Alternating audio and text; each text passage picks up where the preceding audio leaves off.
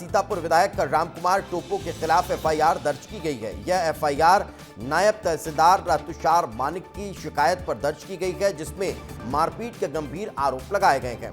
शिकायत के अनुसार विधायक समेत 4 लोगों को नामजद किया गया है, जबकि 10 से 12 अज्ञात लोगों पर भी केस दर्ज कर लिया गया है। फिलहाल मामला राजापुर उप तहसील क्षेत्र का बताया जा रहा है और पुलिस पूरे मामले की जांच पड़ताल में जुटी हुई है। विधायक जी के जो समर्थक थे, है ना, उन्होंने मारपीट शुरू किया। मारपीट करने के बाद विधायक जी ने मुझे हाथ पकड़े वापस लाया और मैडम को बुलाया, है ना, जो मैडम उनकी शायद बहन है, चचेरी बहन है ना, हमको जानकारी नहीं है ना, उनको विधायक जी ने पहले बताया ना उन्हें बताया मैडम ने। उसके बाद विधायक जी मुझे साइड में लाए। उसके बाद विधायक जी ने भी मुझसे हाथापाई की, है ना, मुझे मारा और उसके बाद फिर एसडीएम सर ने बीच बचाव करते हुए मुझे वहाँ से जाने के लिए बोला, तो हम पुलिस गाड़ी में वहाँ से निकल गए थे।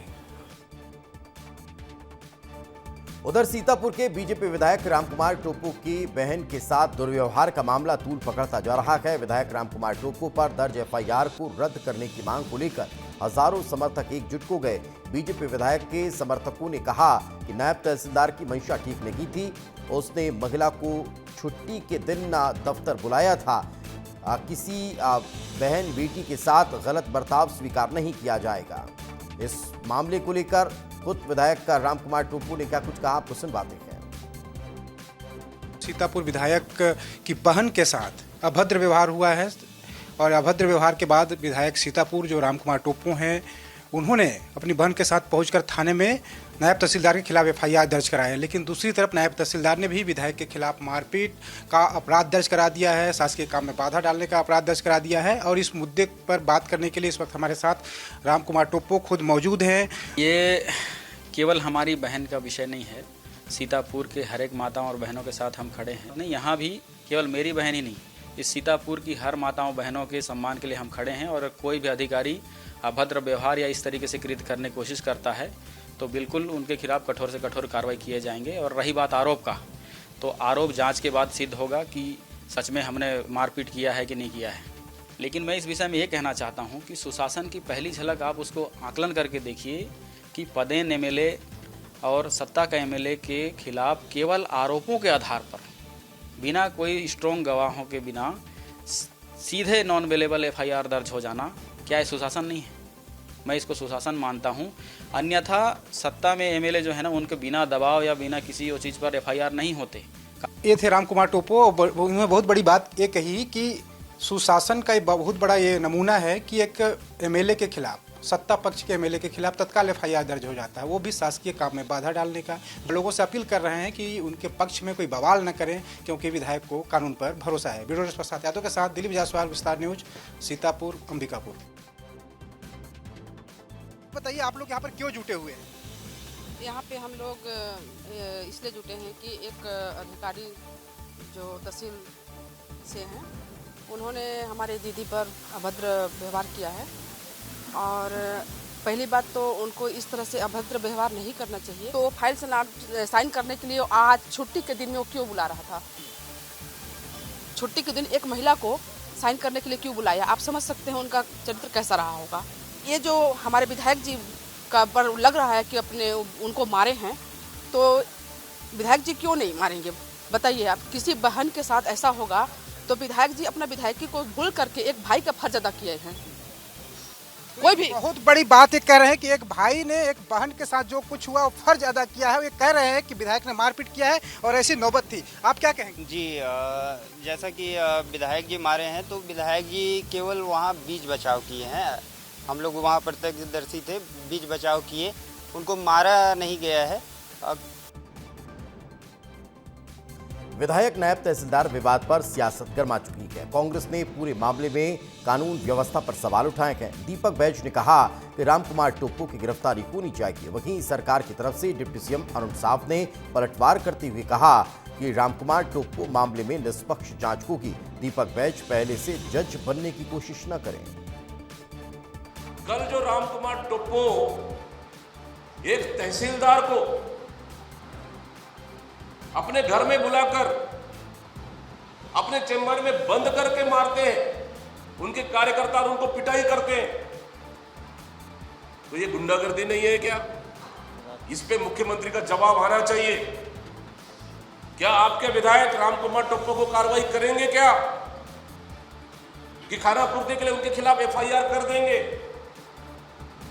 क्या उनको जेल भेजेंगे? मुख्यमंत्री को बताना चाहिए प्रदेश की जनता से। देखिए, ये मामला प्रशासन के संज्ञान में आया है, मामले की जांच हो रही है, जो भी है वो निष्पक्ष कार्यवाही होगी। देखिए, घटना की जांच होगी तब वास्तविकता पता चलेगा कि क्या हुआ था क्या नहीं हुआ था। पहले से दीपक बैद जज बनने का काम ना करें।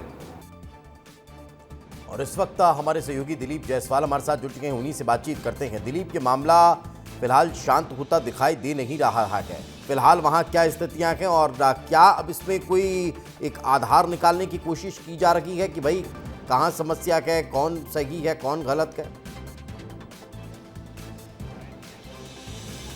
देखिए, कौन गलत है कौन सही है तो बाद में पता चलेगा, लेकिन फिलहाल इस वक्त मैं सीतापुर थाने में हूं और आप देखिए किस तरीके से यहाँ पे पुलिस के जो जवान हैं उनकी संख्या, भारी बल यहाँ पे तैनात कर दिया गया है और यहाँ पे जो राजस्व विभाग के जो अधिकारी हैं वो भी यहाँ पे पहुंचे हुए थे कुछ देर पहले और उसके बाद चक्का जाम कर दिया गया था। आप देखिए किस तरीके से यहाँ पे गहमागहमी की स्थिति है। एक तरफ तो राजस्व विभाग के जो अधिकारी हैं वो यहाँ पर पहुंचे हुए थे और यहाँ पे कार्रवाई की मांग कर रहे थे। सर, आज आप लोग किस मामले को लेकर पहुंचे हुए थे यहाँ पर, क्या कुछ कार्रवाई की मांग कर रहे थे? क्या कुछ मांग सर क्या कुछ आप लोग कार्रवाई की मांग कर रहे हैं? जल्द से जल्द जो भी आरोपी हैं उनकी गिरफ्तारी हो और त्वरित 24 घंटे के अंदर हमारी मांग है। इसी के संदर्भ में हमारे द्वारा यहाँ पे आवेदन पेश किया गया है, विधिवत आवेदन पेश किया गया है। जो भी जिन्होंने भी मतलब नायब तहसीलदार के साथ मारपीट की है उनका गिरफ्तारी हो। और अगर गिरफ्तारी नहीं होता है फिर क्या करेंगे? अनिश्चितकालीन हड़ताल पे हम लोग जाएंगे सोमवार से। क्या सरगुजा के सिर्फ या पूरे प्रदेश भर के?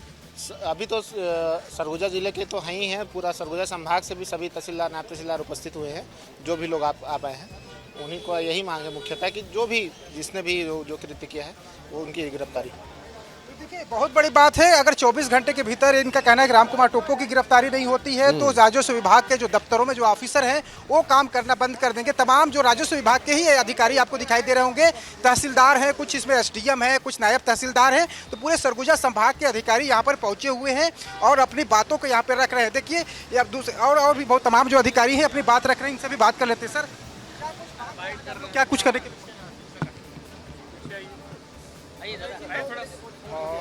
कल जो हमारे नायब तहसीलदार साथी के साथ जो घटना घटित हुआ है उस संबंध में थाने में हम ज्ञापन सौंपने आए थे कि जो एफआईआर दर्ज हुआ है उसमें तत्काल गिरफ्तारी हो।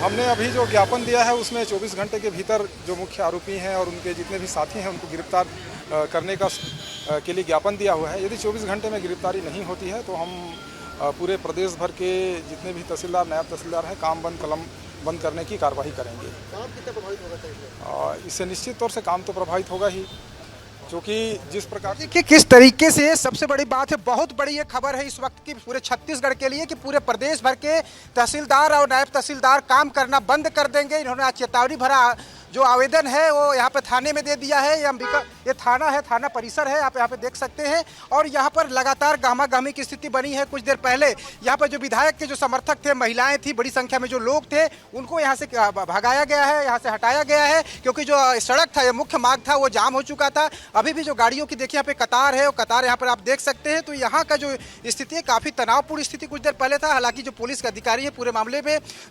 राहत देने की कोशिश कर रहे हैं, मामले को शांत करने की कोशिश कर रहे हैं और यही वजह है कि सरगुजा के अलग अलग इलाकों से, अलग अलग आसपास के जो थाने हैं वहां से पुलिस बल को यहां मंगाया गया है। एसडीपी रैंक के जो अधिकारी हैं उनको यहां पर तैनात किया गया है। कुल मिलाकर बिल्कुल बिल्कुल, यानी समझा जा सकता है कि एक तरफ गहमागहमी देखने को मिल रही है, दूसरी तरफ जांच की बात भी कही जा रही है। अब देखने वाली बात होगी कि आखिर अगला कदम क्या होता है। फिलहाल बहुत बहुत शुक्रिया इस तमाम जानकारी के लिए।